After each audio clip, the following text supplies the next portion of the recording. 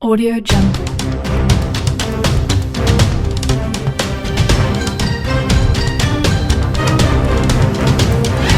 Audio Jungle.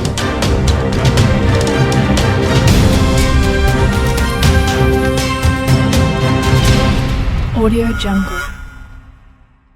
Boris Johnson yesterday unveiled his plan for turning Britain green by 2050 but was warned by the Treasury that taxes and consumer costs could rise to cover the estimated £1 trillion bill. The PM has published the most detailed proposals yet for how the country will achieve the net zero ambition and contribute to the fight against climate change, rejecting alarm at the potential costs to families and businesses hit hard by the COVID pandemic. But the Treasury is already warning that the sprint to go green has a hefty price tag, and could lead to inflation and higher taxes. It estimates that carbon reduction targets will cost 60 libras billion a year in capital costs alone. Heating bills are likely to rise, possibly by more than 50%, as households are forced to ditch gas boilers. The Treasury also warned that, with fuel duty alone raising more than 30 libras billion a year, new taxes such as road pricing would soon have to replace existing levies on carbon, a move currently being resisted by the PM. Meanwhile, first-time buyers of poorly insulated homes may struggle to get a mortgage under government proposals to make the housing stock greener, as mortgage lenders would have to disclose the energy performance of properties in their portfolio and set themselves voluntary targets to improve the insulation of their houses. And official plans to replace traditional gas boilers with heat pumps came under fire as critics said a 5,000 libras grant for homeowners to install air or ground heat pumps are little more than a middle-class boon for people who were going to switch to the technology anyway. Rishi Sunak's department delivered a stark warning about the burden, saying the transition will have material fiscal consequences. It acknowledged that the costs of global inaction on climate were greater than those of action, but the assessment said that the government must take into account wider long-run pressures to the public finances. The analysis pointed out that government subsidies such as those for electric cars tend to favor the wealthy, while piling on costs for poorer families. They said the bill for improving insulation varies massively between properties, from a few £100 to nearly 8,500 libras for non-standard dwellings. One chart flagged the huge range of possible outcomes from the net zero process, suggesting that heating, power and transport costs could rise from around 2,400 libras a year now to around 2,600 libras in 2050.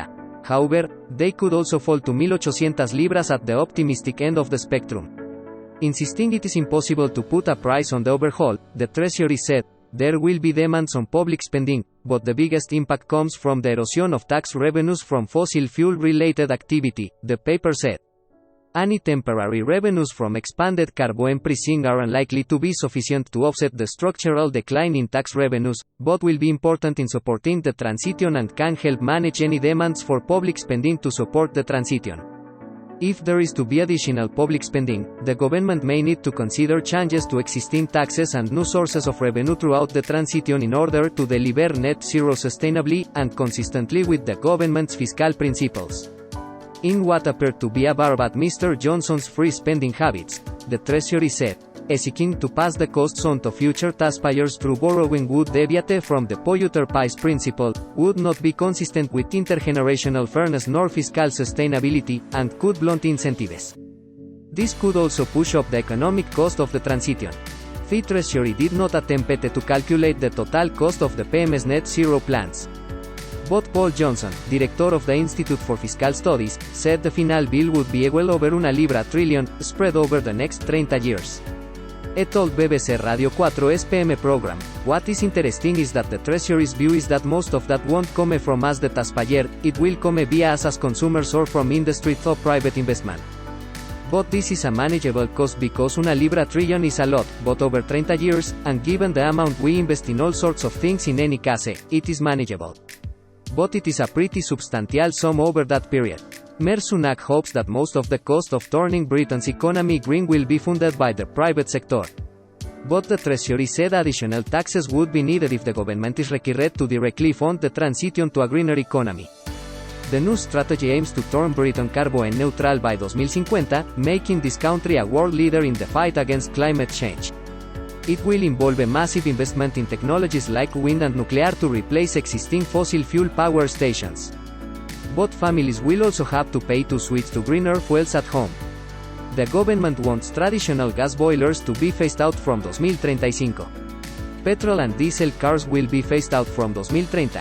In other developments, GETTING Your Home RETROFITTD with insulation. The government wants to improve insulation in social housing and for those in fuel poverty, and wants as many homes as possible to achieve EPC Band C, the third most efficient, by 2035. New homes already have to be built so they use low carbon heating and are energy efficient, but the government plans to introduce even higher standards from June 2022, which it says will result in a 31% reduction in carbon emissions compared with current new homes. The government is also planning to consult on whether it is appropriate to prevent new build homes from being connected to the gas grid in England from 2025. To reach the government's target of the majority of homes rated as EPC by 2035, and 2030 in the private sector, changes will be needed including double or triple glazing, solid or cavity wall insulation and underfloor heating.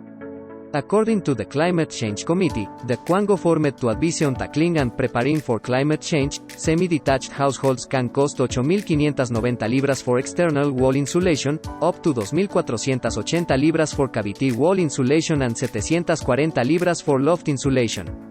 In the Treasury's Net Zero Review published on Tuesday, they estimated that in non-standard dwellings, anything with walls built from materials other than brick or stone and roofs made of slate or tile, retrofitting costs may be significantly higher. For example, the current cost estimate for cavity wall insulation of a medium-sized semi-detached house is 590 libras, but for non-standard dwellings, it can cost 8.430 libras for partially filled cavity walls and 7.980 libras for metal or timber-framed cavity walls. The review warns that listed or historic dwellings and buildings in conservation areas are also more challenging to retrofit and that the costs of retrofitting are likely to be higher than average in order to achieve the same level of energy efficiency. Households living in properties 201 metros cuadrados or larger could be almost 3 times as exposed to the net zero transition than households living in properties under 50 metros cuadrados, Treasury officials also warned. They also said the average detached home is likely to require double the investment of an average high-rise flat, while households in London could pay more than households in the Northeast due to variation in wall type and existing wall insulation provision. Only 23% of London dwellings have insulated walls, compared to 73% in the Northeast. GETTING Heat PUMPS or AHYDROGN boiler under the Prime Minister's Net Zero Drive, gas boilers in new homes will be banned from 2025. By 2050, all households should be using a low-carbon alternative, meaning that heat pumps, whether air or ground-sourced, are likely to be the common alternative. Ground-source heat pumps use pipes buried in the garden to extract heat from the ground, which can then heat radiators, warm air heating systems and hot water. They circulate a mixture of water and antifreeze around a ground loop pipe. Heat from the ground is absorbed into the fluid and then passes through a heat exchanger. Right now, the cost of installing them can range from 14.000 libras to 19.000 libras depending on the length of the loop, and running costs will depend on the size of the home and its insulation. However, some households can receive quarterly payments over 7 years under the government's renewable heat incentive, which will effectively cover much of the cost.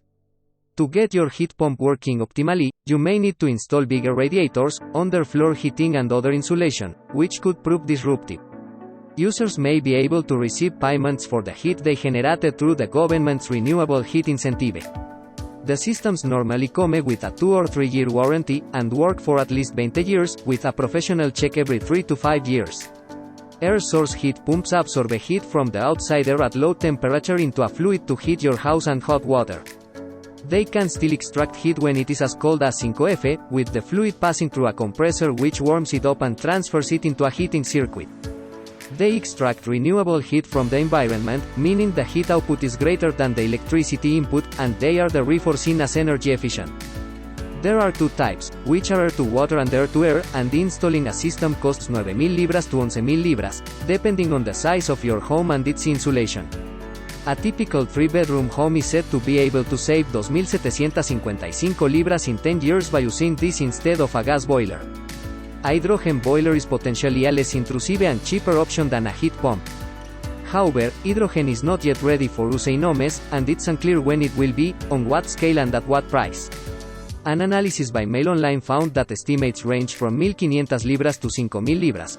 The main benefit of hydrogen is that produces no carbon dioxide at the point of use, and can be manufactured from either water using electricity as a renewable energy source, or from natural gas accompanied by carbon capture and storage. The boiler is constructed and works in mostly the same way as an existing condensing boiler, with Worcester-Bosch, which is producing a prototype, saying converting a hydrogen-ready boiler from natural gas to hydrogen will take a train in around an hour. GETTING electric cars CHARGR installed under the government's net zero proposals. Officials want to ban petrol and diesel cars, vehicles with internal combustion engines, and force them to buy electric vehicles by 2035. Installing a charger at home could cost people up to 1.000 libras, with government grants covering up to 350 libras. This is expected to fall to around 680 libras by 2040. Drivers can get up to 2.500 libras towards the cost of a new electric car, with ministers confirming they will press ahead with plans to force mortgage lenders to include the energy performance of homes in their calculations. However, Treasury analysis published on Tuesday pointed out that government subsidies such as those for electric cars tend to favor the wealthy, while piling on costs for poorer families. Policies to support the adoption of EVs may disproportionately benefit higher income groups, and the costs of any policies that affect the remaining drivers may fall disproportionately on low-income groups, the Treasury's Net Zero Review warns. This could create a trade-off in some areas between incentivizing decarbonization and minimizing distributional impacts. Officials predict that higher-income households are more likely to buy new vehicles, and so take up EVs sooner, while low-income households are likely to be the slowest to adopt EVs as they are the least likely to purchase new cars. Those in higher-income groups are more likely to be early adopters, and consequently take on higher costs, while low-income households are expected to continue running ICE vehicles for longer. However, the Net Zero Review warns that as ICE ownership declines, the availability and price of petrol and diesel refueling is likely to change. The said changes, assuming all else being equal, are likely to be disproportionately felt by lower-income households as well as those who choose to delay switching to EVs voluntarily, the review states. The Treasury also admits that the total cost of EV ownership is unknowable, and will depend on future government policy and factors such as the price of the vehicle, access to finance, usage, maintenance costs, and the cost of charging. The document adds that with many households, and disproportionately lower-income households, purchasing cars on the second-hand car market, understanding how prices on the second-hand EV market will evolve is even more challenging, given that it is a new market. Mr. Johnson insisted the plan would benefit both the UK and the planet in the long run. He said no one would be forced to rip out their old boiler or sell their petrol car. Defending the decision to go faster than bigger polluters like China, he said, history has never been made by those who sit at the back of the class. Added, the UK's path to ending our contribution to climate change will be paved with well-paid jobs, billions in investment and thriving green industries, powering our green industrial revolution across the country. By moving first and taking bold action, we will build a defining competitive edge in electric vehicles, offshore wind, carbon capture technology and more, while supporting people and businesses along the way. In a 135-page net zero review, the Treasury acknowledged the need for the world to tackle climate change.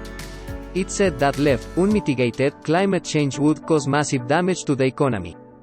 The cost of global inaction would significantly outweigh the costs of action, the document said.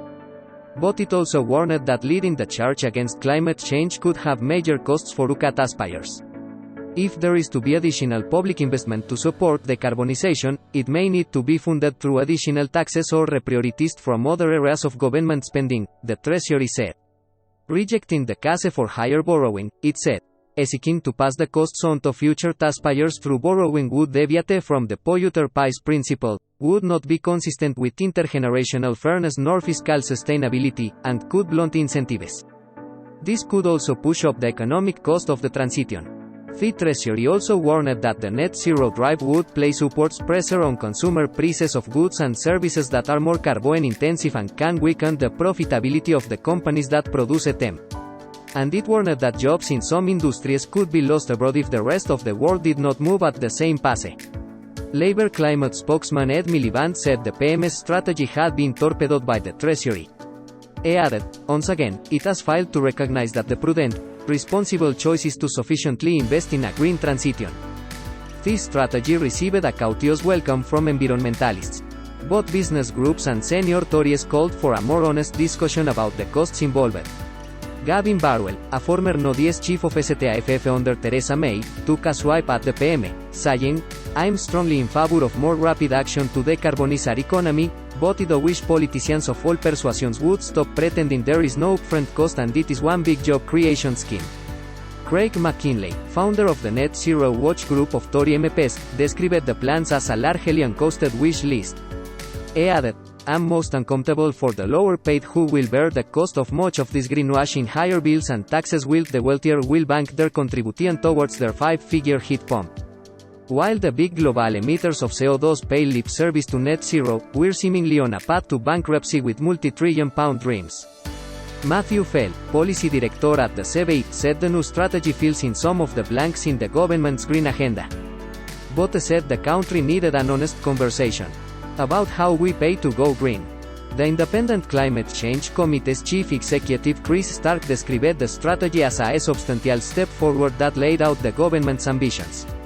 Katie White, from conservation charity WWF, said, "We are finally seeing the UK government set out a positive vision for net zero, sending a clear signal to every sector of the economy on their role, but we are still lacking the full suite of policies and increased funding to close the gap between climate promises and action." But environmental group Friends of the ARTH criticized the strategy as riddled with holes and omissions. Official plans to replace traditional gas boilers with heat pumps came under fire yesterday. Critics said a 5,000 libras grant for homeowners to install air or ground heat pumps are little more than a middle-class boom for people who were going to switch to the technology anyway. But they will not help poorer households as they barely cover half the costs of switching to even the cheapest option, while the overall 450 libras million pot will only fund a fraction of the cost of making Oluca homes much more energy efficient. The drive to low-carbon domestic heating forms part of the government's aim of the UK producing net zero greenhouse gases by 2050. The 5,000 libras grant, to be available from next April, will fund only half the typical 10,000 libras cost of an air source heat pump, which looks like an air conditioning unit on the outside of a house. But installing a ground source pump in a garden, either laid horizontally below a lawn or bored vertically into soil, can cost up to 20,000 libras. Both work by extracting heat from the outside environment and produce up to 40% less greenhouse gas. But they may also need larger radiators, underfloor heating and extra insulation to work efficiently in heating a house. The costs of such a green system compares to the 2 libras menos 3,000 bill for buying and fitting a typical, combi gas boiler. These will no longer be available to buy after 2035 and old ones that stop working after this will have to be replaced by a low-carbon alternative. The 450 libras million available would only pay for 30,000 heat pumps a year, a fraction of what is needed to convert 20 million UK homes to low-carbon heat. About 15% of the UK's greenhouse gases come from heating our homes. The government has said it needs to convert 600,000 homes to heat pumps by 2028 if it is to meet its net zero target. In a foreword to the net zero strategy, the Prime Minister said, "For years, going green was inextricably bound up with a sense that we have to sacrifice the things we love. But this strategy shows how we can build back greener without so much as a hair share inside." In further comments in the Sun wrote, "While we're going to have to make some pretty major changes to the way we heat our homes, the green shirts of the boiler police are not going to kick in your door with their sandal-clad feet and says, at carrot point, your trusty old combi." This strategy has been released as the UK hosts the COP26 climate summit at the end of the month. Patrick Hall, of think tank Bright Blue, said the insufficient costing of the scheme appears to show the Treasury had won in the tug-of-war with No-10 and the Business, Energy and Industrial Strategy Department. Mike Foster, of trade body Energy and Utilities Alliance, said the limited funding suggests the Chancellor is putting the brakes on the Prime Minister's flight of green fantasy.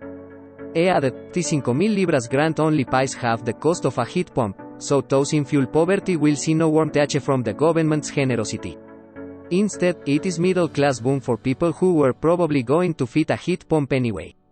For the same amount of money, 150 libras million a year, 500,000 homes could have loft insulation fitted, saving each household 135 libras a year and removing 290,000 tons of carbon emissions each year.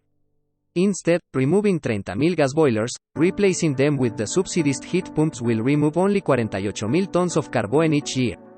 Defending the policy, Energy Minister Greg Hunt told the Commons, "We are not saying this is a scheme that is going to provide a heat pump for every house." Added the government was not replacing everybody's gas boiler, but actually by the government sending a signal kickstarting that market, sowing a signal that we want the private sector to respond positively. It comes as it was revealed that buyers of poorly insulated homes may struggle to get a mortgage under government proposals to make the housing stock greener. It was revealed yesterday.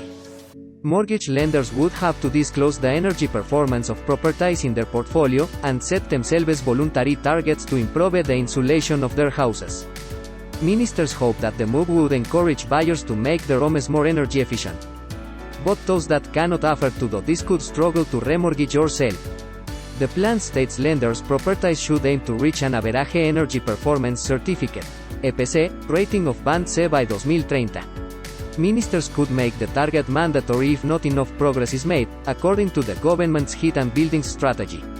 Only around 2 in 5 homes in the UK currently receive a Band C energy rating or higher, according to government figures.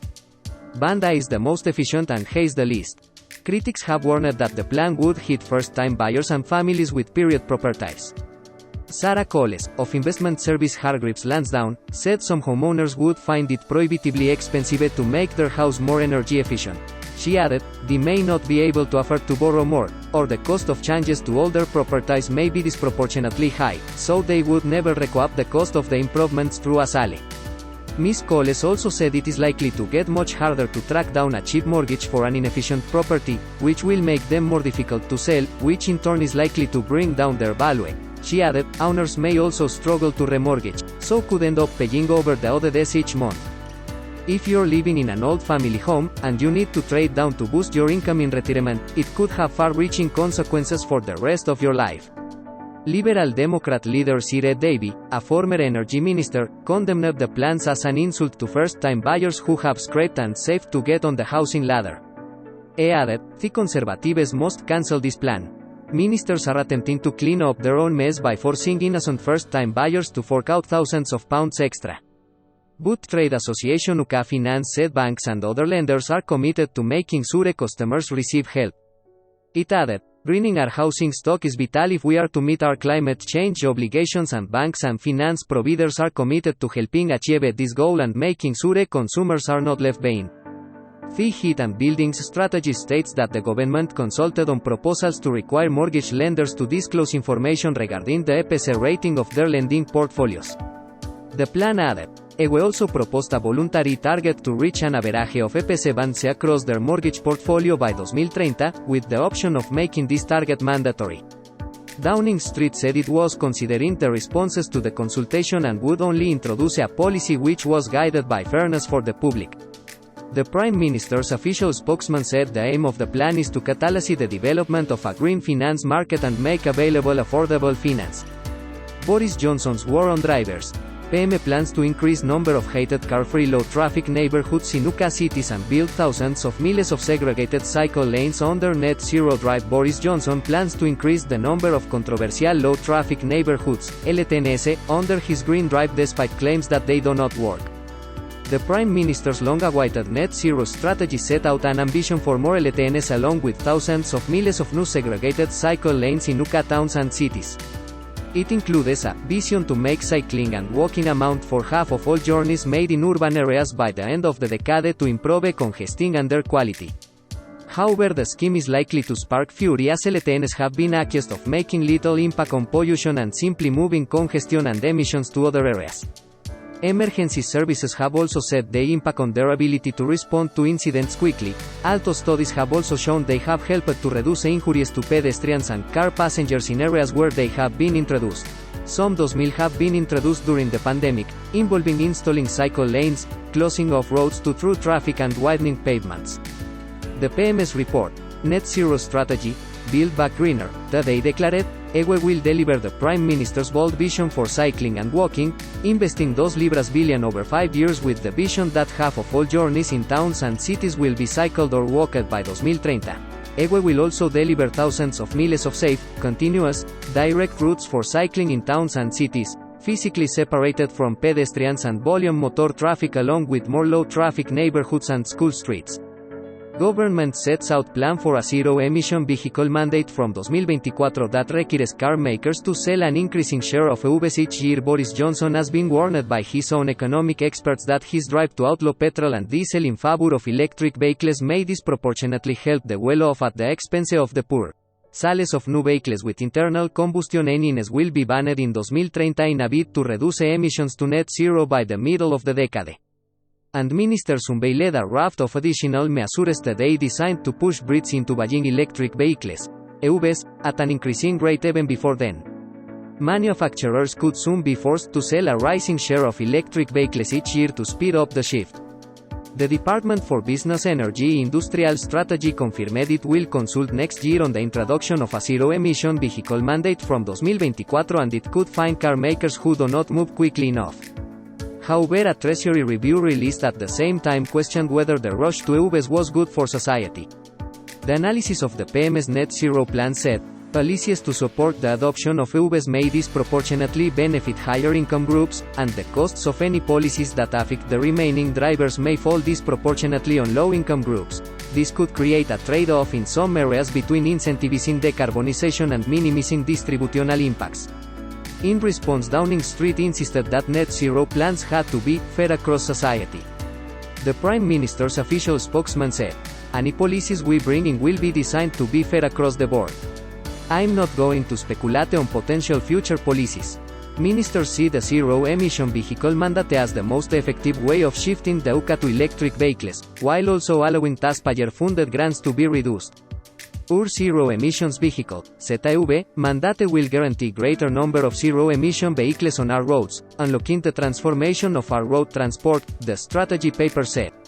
It was reported last week that Chancellor Rishi Sunak has been at loggerheads with transport and businesses secretaries grant shops and quasi-quartering over planned cuts to the plug-in car grant. The scheme, which has been available since 2011, was last slashed by 500 libras in April, down from 3,000 libras to 2,500 libras. Additional rules were also put in place so that only buyers of electric vehicles up to the price of 35,000 libras are eligible for it. The Treasury is said to be eager to scale down grants to focus funding towards bolstering the country's charging infrastructure as well as reduce outgoings in the wake of the pandemic.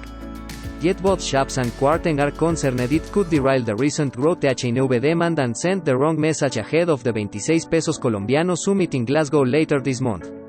A ZEV mandate, like the one introduced in California in the 1990S, is being looked at as a best solution, putting the onus on car makers to sell an increasing proportion of electric vehicles each year, for which they will receive credits.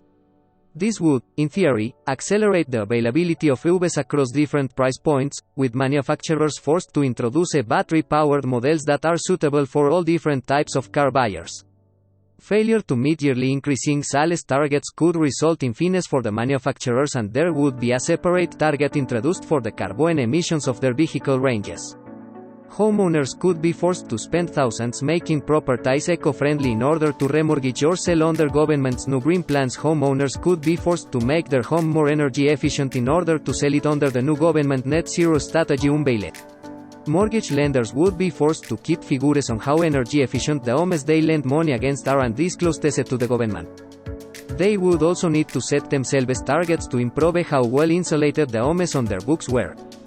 This means properties that didn't meet these standards could become tricky or even impossible for homeowners to remortgage on or sell. Some lenders, including Virgin Money and Nationwide, are already offering incentives for those with greener homes to try and push up the number on their books. These green mortgages have increased five-fold since April, and those with energy-efficient homes could soon borrow up to 12,000 libras more on their mortgage with one lender. The government plans were published in the Net Zero Strategy, which outlines Boris Johnson's plans to meet climate targets such as reaching net zero carbon by 2050. They are also part of an ongoing government consultation. If implemented, they could mean that homeowners face having to make costly energy efficiency improvements if they want to sell their properties. The cost of installing an eco-friendly ground source heat pump, for example, can be more than 20,000 libras. Boris vows to make Britain the Qatar of hydrogen and says green is good, assures business chiefs including Bill Gates at Glitzy Summit, urging them to invest trillions in tackling climate change. Boris Johnson vowed to make Britain the Qatar of hydrogen, assured business chiefs including Bill Gates at a Glitzy Summit, urging them to invest trillions in tackling climate change. The PM gave a speech and chatted to the Microsoft billionaire on stage as asking industry leaders to commit funding to decarbonizing the world economy, insisting green is good, green is right. He said the UK had a responsibility to act on cutting emissions as we were the first to need the deadly TCO of CO2, pointing to the big bets the government is making on electric vehicles and gigafactories for battery production. Mr. Johnson also played down concerns that the looming 26 pesos colombiano summit in Glasgow will be a failure, saying he's hoping for a good turnout of world leaders despite expected snubs from China and Russia. He said there were $24 trillion represented in the room at the Science Museum Conference London. Can deploy billions, with the approval of the Chancellor, obviously, but you in this room, you can deploy trillions, he said. Want to say to each and every one of those dollars, you are very welcome to the UK and you have come to the right place at the right time. Ministers are desperate to reduce Britain's dependence on gas as soaring wholesale prices have sent domestic and business energy bills rocketing, writes Harriet Dennis. An analysis of the UK's energy supply shows how gas is responsible for around 40% of the overall mix. Wind power provided almost a fifth of our electricity last month, but its contribution fluctuates throughout the year. It hit a peak of 26% in February. Our electricity comes from several other sources: nuclear, hydro, biomass, imports and the sun. Both amounts vary considerably depending on the season, weather and time of day. Solar power peaks in June, providing an average 7% of our needs, but was just 0.6% last December. Last week, the sun supplied 3.5% of the UK's energy. As gas prices soared last month, old coal plants had to be fired up to help meet electricity needs. Coal, which ministers want to phase out, contributed 2% of our electricity mix in September, up from 0.5% a year previously. Imports increased from 7% to 10% over the same period, and hydroelectric power doubled to 1%. Britain's over-reliance on gas is because 85% of homes need it for heating. More than half of our gas is imported. It comes from Russia, Norway, the Netherlands and Belgium through pipelines. He said hydrogen would be a significant part of the solution to replacing fossil fuels. To drive a digger or a truck or to HRL a massive passenger plane down a runway, you need what Jeremy Clarkson used to call grunt. I think there may be a technical term for it, but grunt. Hydrogen provides that grunt, so we are making big bets on hydrogen, we are making bets on solar and hydro, and, yes, of course, on nuclear as well, for our baseload. At the business summit, Mr. Johnson said there were $24 trillion represented in the room at the Science Museum Conference London. Can deploy billions, with the approval of the Chancellor, obviously, but you in this room, you can deploy trillions, he said. Want to say to each and every one of those dollars, you are very welcome to the UK and you have come to the right place at the right time. Said hydrogen would be a significant part of the solution to replacing fossil fuels. To drive a digger or a truck or to HRL a massive passenger plane down a runway, you need what Jeremy Clarkson used to call grunt. I think there may be a technical term for it, but grunt. Hydrogen provides that grunt, so we are making big bets on hydrogen, we are making bets on solar and hydro, and, yes, of course, on nuclear as well, for our baseload. Mayor Johnson channeled the spirit of Michael Douglas' character from the film Wall Street as he told business chiefs. To adapt Gordon Gekko, who may or may not be a hero of anybody in this room, green is good, green is right, green works. The UK government has already committed 200 libras million for the development and demonstration of projects for green hydrogen, long-term energy storage, sustainable aviation fuels and direct air capture of CO2 as part of a libra billion portfolio of investments. Mr. Johnson and Mr. Gates announced that the Breakthrough Energy Catalyst will match that 200 libras million funding over 10 years to help develop the cutting-edge technologies. The PM said, it will help to bring innovative technologies to market globally, while building new skills and creating high-quality jobs across the UK. Mayor Gates said the partnership would accelerate the deployment of these critical climate solutions, helping to make them more affordable and accessible. Downing Street dismissed questions about whether it was appropriate for the PMS to share a stage with Mr. Gates after he was criticized for his acquaintance with Jeffrey Epstein. Our focus is on working with those individuals who are committed to working on this issue, the PMS spokesman said. However, despite the enthusiastic words, Mr. Johnson seems to have ditched the idea of a total ban on gas boilers from 2035 in the face of anger from Tory MPs and homeowners.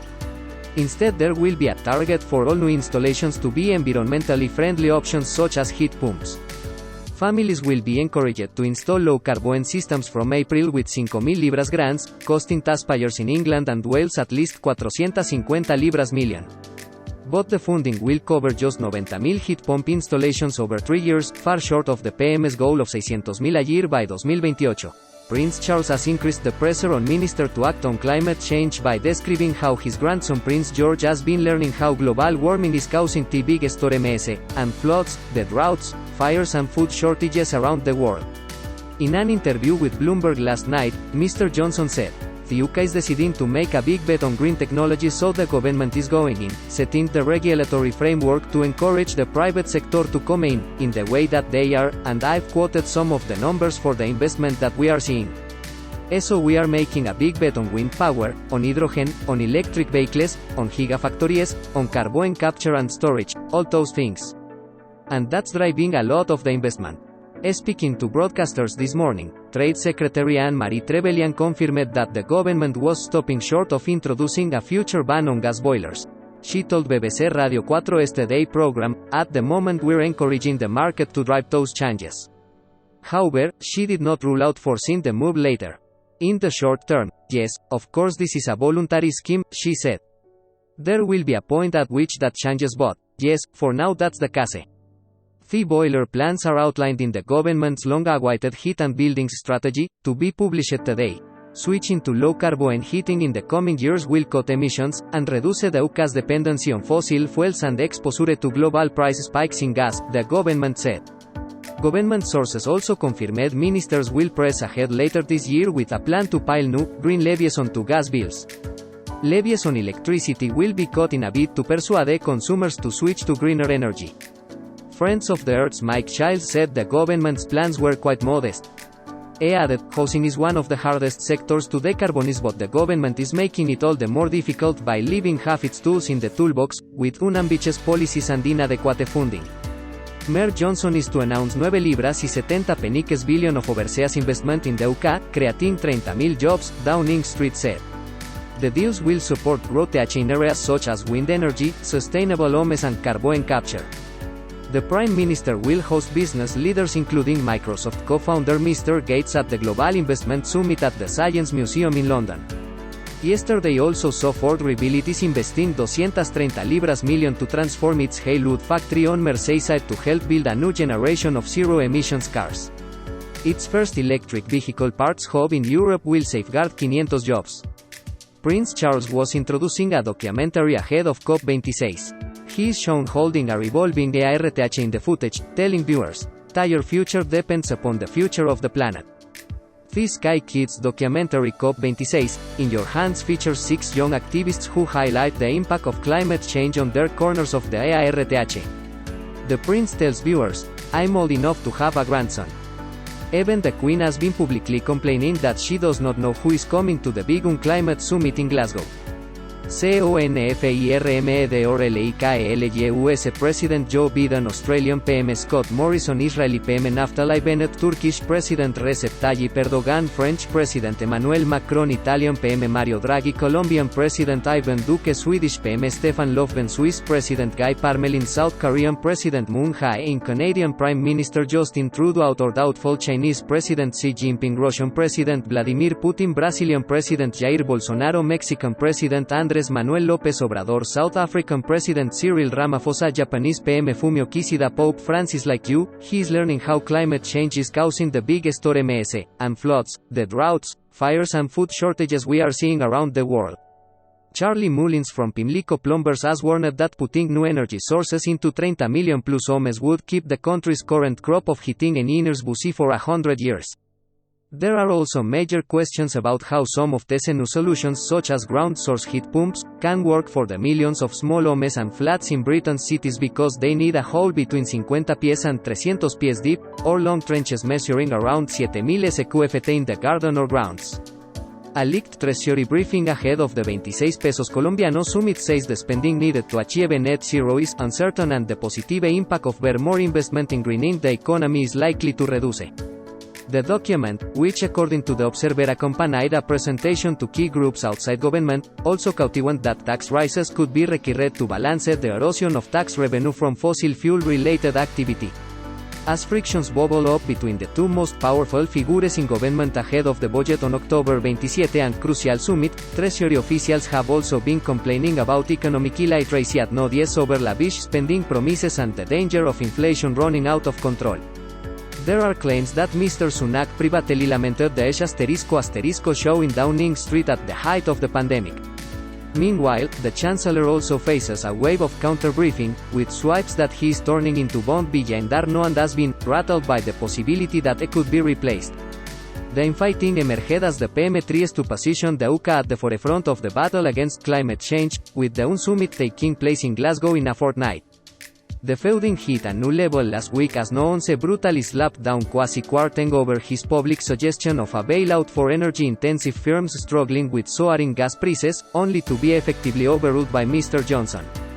An admirer of Mr. Sunak told the Sunday Times that the relations between the Chancellor and the PM were now starting to resemble those between Tony Blair and Gordon Brown. However, they pointed out that in this case there was no doubt about who was in charge of government policy. I've been watching the Blair-Brown documentary and I'm worried we are falling into the same thing with Boris and Rishi, only this time it is the Prime Minister with the great clunking fist, they said. Tory aides pointed out that new Foreign Secretary Liz Truss openly covets the Treasury job and Mr. Sunak is rattled. Rishi has become Dr. No, while Liz is Mrs. Yes, yes, yes, a former minister said. Rumors have been circulating that Mr. Johnson appointed 6'5" in Simon Clarke as Treasury Chief Secretary partly as a joke at the expense of the rather more diminutive Mr. Sunak. One senior Tory told the Sunday Times that a crunch moment is approaching on the PM's free spending habits. The moment is coming, a bit like Nigel Lawson and Mrs. T, where he will have to make a decision as the Chancellor whether he is going to continue going along with it, they said. A Treasury spokesperson said, the government is committed to tackling climate change and the Prime Minister has set out an ambitious 10-point plan to help us achieve that. The Treasury is playing a crucial role in this effort, by allocating 12 billion to fund the 10-point plan, setting up the UK Infrastructure Bank to invest in net zero, and committing to raise 15 billion through our Green Guild for projects like zero-emissions buses, offshore wind and schemes to decarbonize homes. So what will you need to do to your house to achieve Boris's green dream, and what will it cost? Householders face having to meet strict insulation standards, replace their gas boiler and will be encouraged to buy an electric car. Millions of British households are set to be lumbered with the growing costs of Boris Johnson's determination to make Britain carbon neutral in the next 30 years.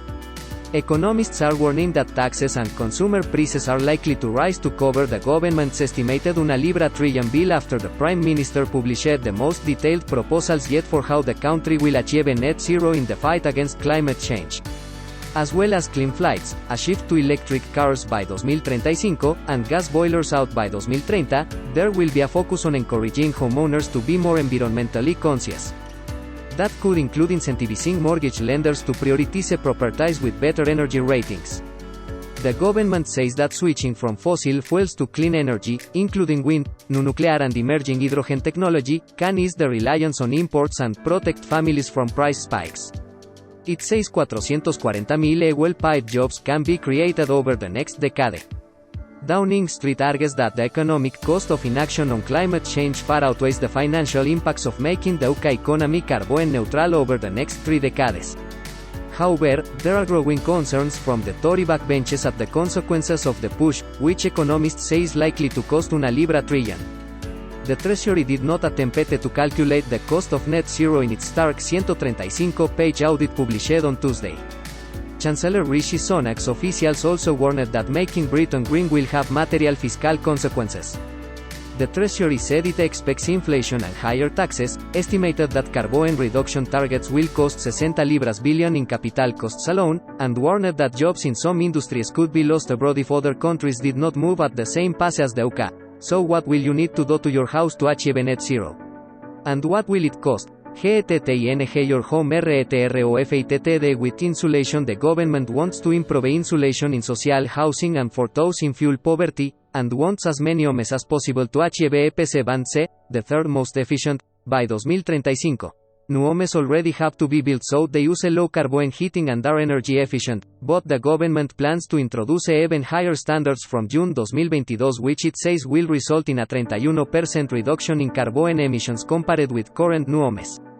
The government is also planning to consult on whether it is appropriate to prevent new build homes from being connected to the gas grid in England from 2025. To reach the government's target of the majority of homes rated as EPC by 2035, and 2030 in the private sector, changes will be needed including double or triple glazing, solid or cavity wall insulation and underfloor heating.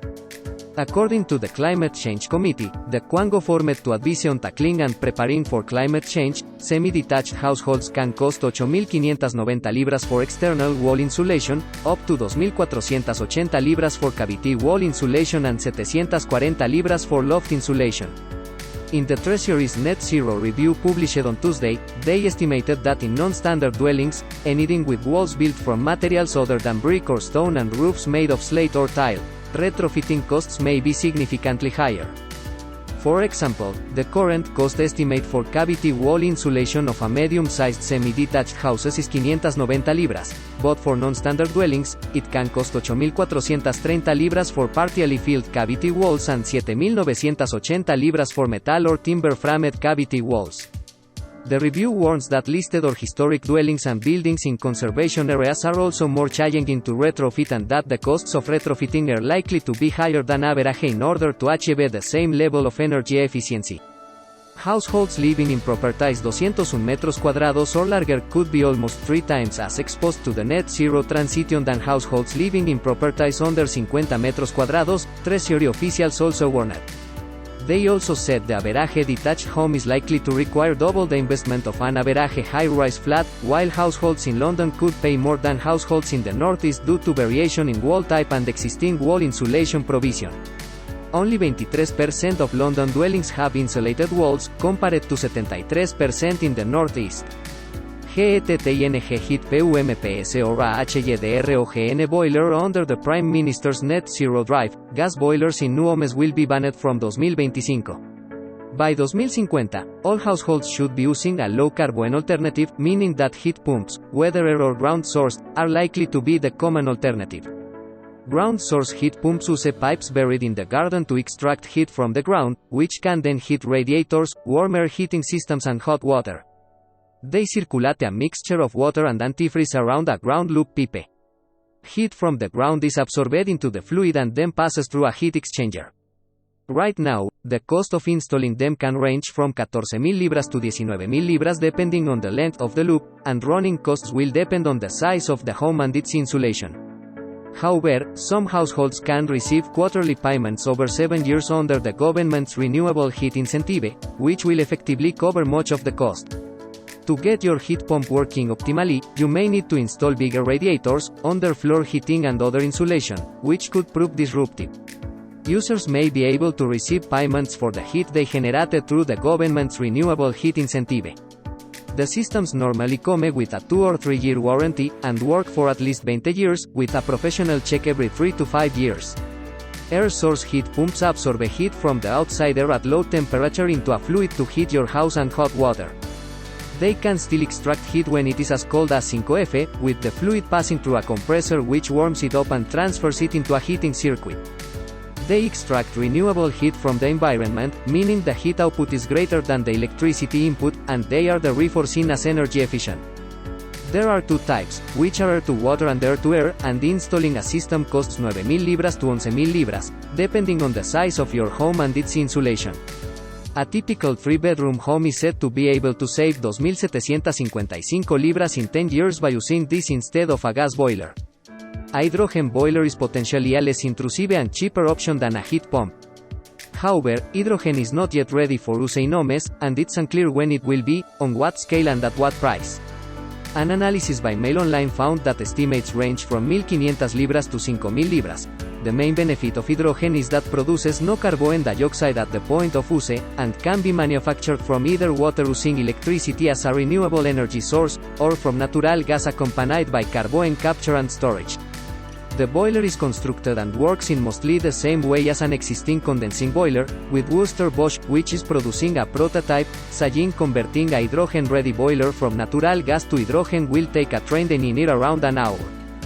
GETTING electric cars CHARGR installed under the government's net zero proposals. Officials want to ban petrol and diesel cars, vehicles with internal combustion engines, and force them to buy electric vehicles by 2035. Installing a charger at home could cost people up to 1.000 libras, with government grants covering up to 350 libras. This is expected to fall to around 680 libras by 2040. Drivers can get up to 2.500 libras towards the cost of a new electric car, with ministers confirming they will press ahead with plans to force mortgage lenders to include the energy performance of homes in their calculations. However, Treasury analysis published on Tuesday pointed out that government subsidies such as those for electric cars tend to favor the wealthy, while piling on costs for poorer families.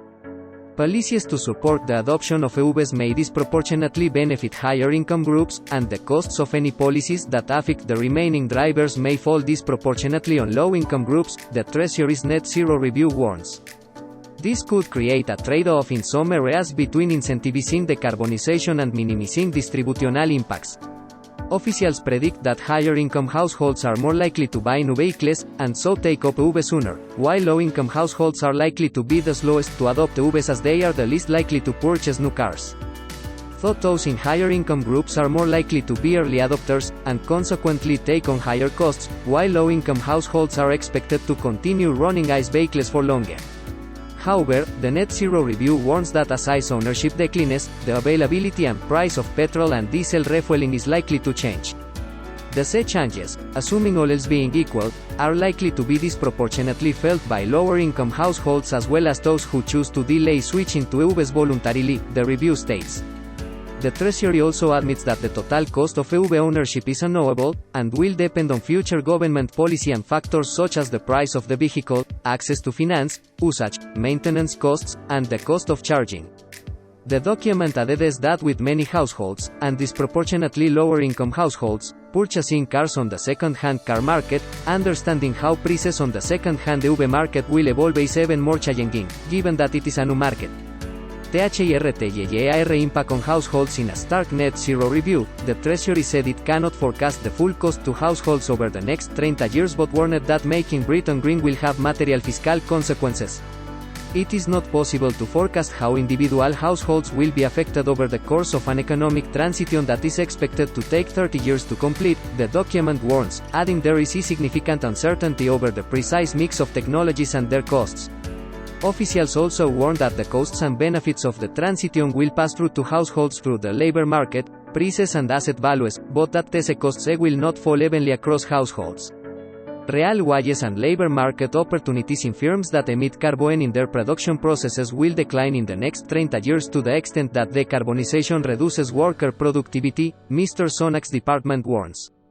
The sounding alarm comes while Downing Street makes assurances that going green will create more job opportunities. The Treasury also expects energy, fuel and food prices to rise in the form of regulation, taxation or abatement activity as a result of decarbonization. And in the shift away from fossil fuel, officials are warning households and businesses of new taxes in the coming years to fill the vacuum left by the drying up of receipts from fuel duty and vehicle excise duty, which raised 37 libras billion last year. The transition to electric vehicles would ultimately create a temporary tax vacuum equivalent to 1.5% of GDP by the 2040s, which could only be partially filled by carbon taxes, meaning that new revenue-raising measures would be needed. The Treasury added that the alternative, using borrowing to pay for the costs, would be unfair to future generations and would not be fiscally sustainable following the impact of COVID restrictions on the economy. The transition to net zero will mean changes in the way businesses run and people live in England, Scotland, Wales and Northern Ireland by 2050, which will be different for everyone based on their individual circumstances, the Net Zero Review goes on. Some of these changes are known, but there remain areas of significant uncertainty over a 30-year transition, with major system-wide decisions to be taken over the next decade on the UK's future energy mix and the role of negative emission technologies in achieving net zero. A Treasury spokeswoman told Mail Online, "Tackling climate change is essential for our long-term prosperity, and today the government announced an ambitious plan setting out our vision for decarbonizing across the economy in 2050 while securing 440,000 well-paid jobs and unlocking billions in private investment. The cost of inaction is far greater than the cost of action." As part of that plan, the Net Zero Review looks at the potential costs and benefits for businesses and consumers of the transition to a net zero economy, to ensure that our approach can make the most of the opportunities the transition brings, and support households and businesses where needed. Heat pumps are one of the biggest cons I have seen, and Boris's 5,000 libras grants to householders to install heat them is doomed to fail, writes construction expert Roger Bisbeye. Having started my working life as an apprentice plumber age 16, run my own building company for almost 30 years and then appeared as an expert on TV shows from the BBC's Rogue Traders to House of Horrors on ITV. I thought I'd seen it all when it came to the building trade. But even I have been unprepared by the scale of opposition to the heat pumps that the government is so keen to make us all fit in our homes, having ripped out our gas boilers first.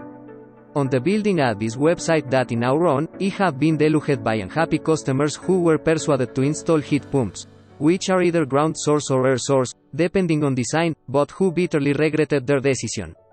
One told me that they bought a new build house which had an air source heat pump installed. The customers' bills were similar to those from the gas boilers they had before, but now they pay an extra 450 libras a year for service and maintenance if something goes wrong, as it frequently does. Another contact of mine in the trade told me of a customer north of the border who had a ground source heat pump installed thanks to a Scottish government grant. He said it had never worked. Contractors had dug up his garden 3 times to refit various components.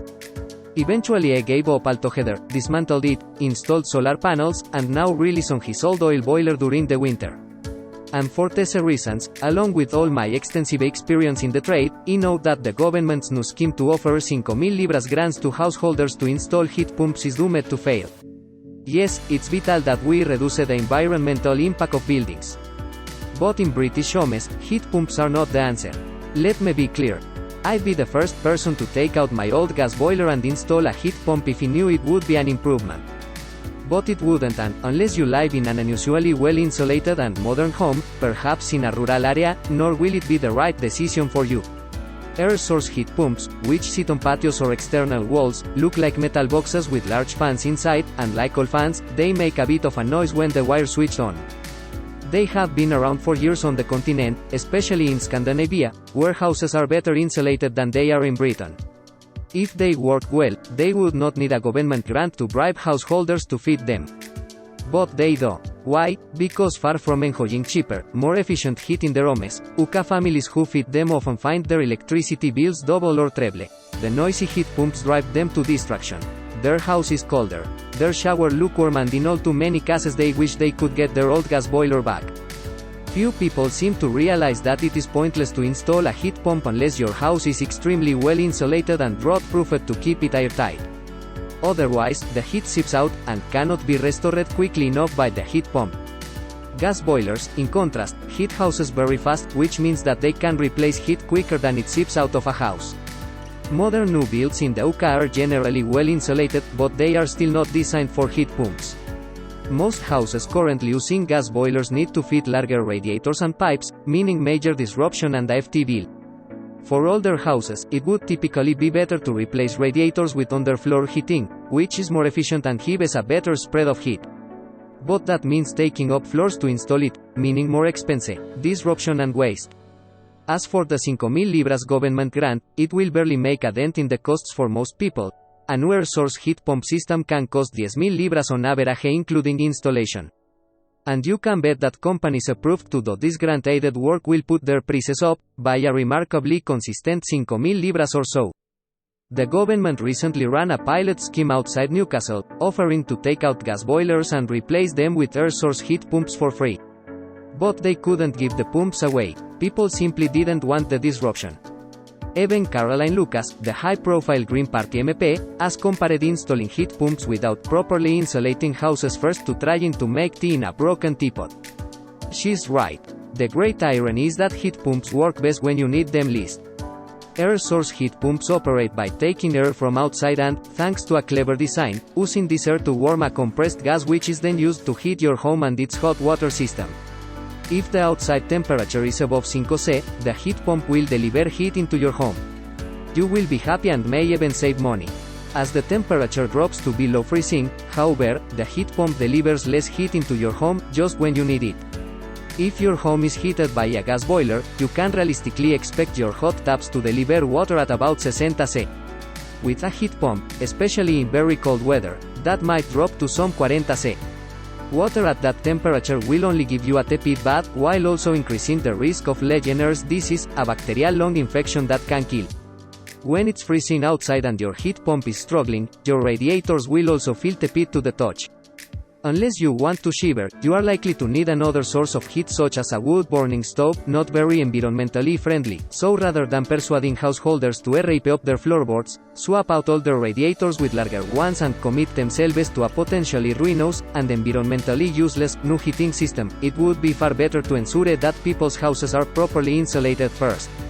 And as it stands, this scheme is in danger of going the way of similar government-run incentives, withering and dying because it is ill-conceived, too complicated to implement, and simply burns its way through more of your money. Make your home greener. Or you won't get a mortgage. Buyers of poorly insulated homes could struggle for finance as lenders are told to set energy efficiency targets under government's new eco plans. Buyers of poorly insulated homes may struggle to get a mortgage under government proposals to make the housing stock greener, it was revealed yesterday.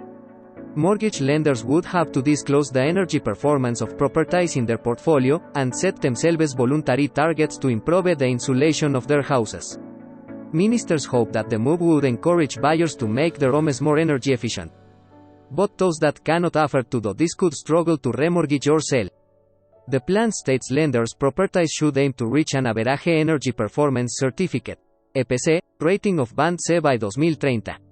Ministers could make the target mandatory if not enough progress is made, according to the government's heat and buildings strategy. Only around 2 in 5 homes in the UK currently receive a Band C energy rating or higher, according to government figures. Band A is the most efficient and has the least. Critics have warned that the plan would hit first-time buyers and families with period properties. Sarah Coles, of investment service Hargreaves Lansdowne, said some homeowners would find it prohibitively expensive to make their house more energy efficient. She added, they may not be able to afford to borrow more, or the cost of changes to older properties may be disproportionately high, so they would never recoup the cost of the improvements through a sale. Ms. Coles also said it is likely to get much harder to track down a cheap mortgage for an inefficient property, which will make them more difficult to sell, which in turn is likely to bring down their value. She added, owners may also struggle to remortgage, so could end up paying over the odds each month. If you're living in an old family home, and you need to trade down to boost your income in retirement, it could have far-reaching consequences for the rest of your life. Liberal Democrat leader Sire Davy, a former energy minister, condemned the plans as an insult to first-time buyers who have scraped and saved to get on the housing ladder. He added, the Conservatives must cancel this plan.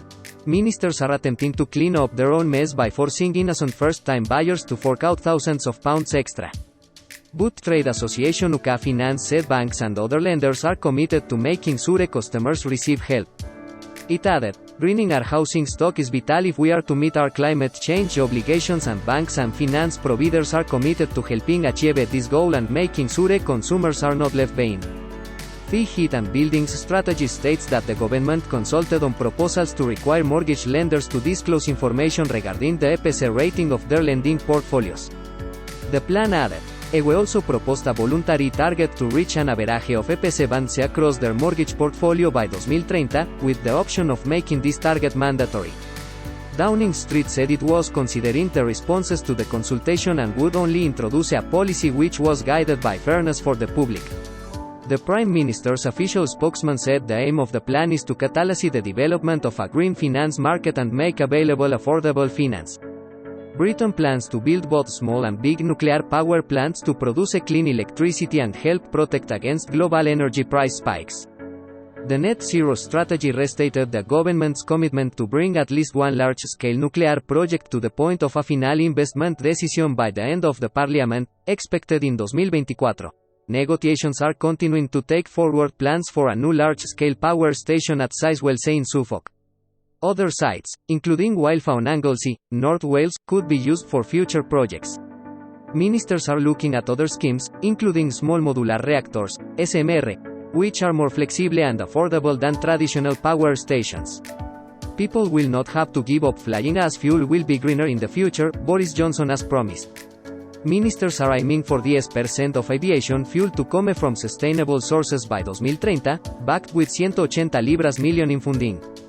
This sustainable aviation fuel, SAF, will be made from materials such as everyday household waste, flue gases from industry, carbon captured from the atmosphere and excess electricity. SAF produces 70% fewer carbon emissions than traditional jet fuel. The Prime Minister dismissed the idea that going green has to be inextricably bound up with a sense that we have to sacrifice the things we love. He said that by the middle of the century people will be able to fly with free because our planes will be zero emission thanks to advances in fuel technology. Ministers have pledged nearly £1 billion in support for the move to electric cars. The UK plans to end the sale of new petrol and diesel vehicles by 2030. There will be an extra 350 libras million to support the electrification of UK vehicles and their supply chains, and another 620 libras million for targeted electric vehicle grants and infrastructure. Manufacturers must sell a certain percentage of zero-emission cars and vans from 2024 under the UK's plan to reach net zero. There will be a consultation next year on how many zero-emission vehicles will need to be sold each year and how it will be enforced. Boris Johnson vowed that in the future our cars will be electric, gliding silently around our cities. Britain will plant more trees and restore peatland to capture carbon emissions under the plan. The new green strategy pledges a 124 libras million boost to the 640 libras million Nature for Climate Fund. Ministers have already committed to restoring approximately 280,000 hectares of peat in England by 2050. They are also pledging to treble the rate of planting of trees so that at least 30,000 hectares of woodland are created a year across the UK by the end of this parliament. It follows the Daily Mail's Be a Tree Angel campaign to help plant trees. The UK wants to become a world leader in the production of alternative proteins as part of a global push to eat less meat, the strategy says. While the document did not contain proposals for a meat tax, there was a prediction that people will naturally cut down. The strategy suggests non-meat products could soon be a boom industry. While this will take time, it will align with consumer dietary trends. It also predicts that this increase could then grow to become another great British food export that competes internationally.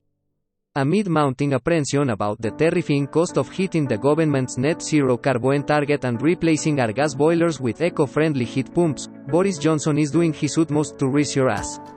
In typically florid language, the Prime Minister insists that the boiler police are not going to kick your door in with their sandal-clad feet and says, at current point, your trusty old combi. Yet he is undoubtedly on a mission ahead of next week's COP26 summit, and Chancellor Rishi Sunak's attempt to inject an air of economic reality into the Hugo Lee ambitious climate change program is hitting an immovable force. Sound financial sense is being swept aside. In his rush to decarbonize, Johnson appears to be unmoved by the essential needs of manufacturing and households for secure energy supplies. Willfully ignored is the fact that much of the technology and infrastructure required for a carbon-free Britain isn't up to the job, isn't tested or has yet to be developed. What is more, at a time when global markets for energy sources such as gas and oil are in turmoil, a Treasury study has revealed, incredibly, that the investment required to decarbonize Britain has never fully been costed. Little wonder Rishi Sunak is so fearful. The Treasury warns bluntly that Britain's race to net zero ahead of rival countries could make us increasingly uncompetitive. And however bounterish Boris Johnson might be, costs will increase because of the government's eco-policies, a fact missing from the script yesterday as he sought to whip up excitement among potential investors at a global summit in London. The Prime Minister admitted this week that the UK is deciding to make a big bet on green technology. But the gamble is in danger of going horribly wrong. In all manner of areas, red warning lights are flashing. Take the plan to ban all new gas boilers by 2035. Householders are offered grants of 5,000 libras each over the next 3 years to rip out gas boilers and install heat pumps. Yet not only is this sum a fraction of the cost, which is nearer 20,000 libras, the total grant money covers just 90,000 of Britain's 25 million households, and heat pumps don't work in many homes anyway. Likewise, by banning new petrol and diesel cars by 2030, the UK will need more than 10 times the 25,000 existing charging points according to the Competition and Markets Authority. It is an extraordinary, difficult and ambitious target to meet. And, in the meantime, battery range is a genuine problem for vast numbers of drivers while the Treasury faces a 40 libras billion black hole from the loss of vehicle tax once we are finally all electric. Of course the world needs to change to counter global warming, and Rishi Sunak is fully aware of the fact. Nor is it true that he lacks the ability to back bold, visionary ideas. He's behind the Freeport development on Teesside, for instance, where international businesses will be encouraged to invest through tax breaks. But the Chancellor recognizes only too well that reaching the green nirvana imagined by Johnson at such breakneck speed could have terrible consequences.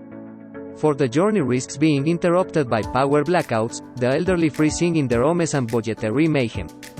This rush towards decarbonizing Britain could not come at a worse moment given current global circumstances. Since May, the price of traditional energy resources has soared by 95%. Britain has come so close to running out of power that the national grid, responsible for making sure the nation has adequate energy, invited the biggest electricity supplier EDF to switch back on its coal generator at West Bourton in Nottinghamshire, where it is almost certainly burning German or Russian imported coal. Elsewhere in the world, the USA, which has abundant oil and gas resources and reserves, has seen petrol prices surge to $3, 2 libras y 18 peniques, an American gallon, the highest level for several years.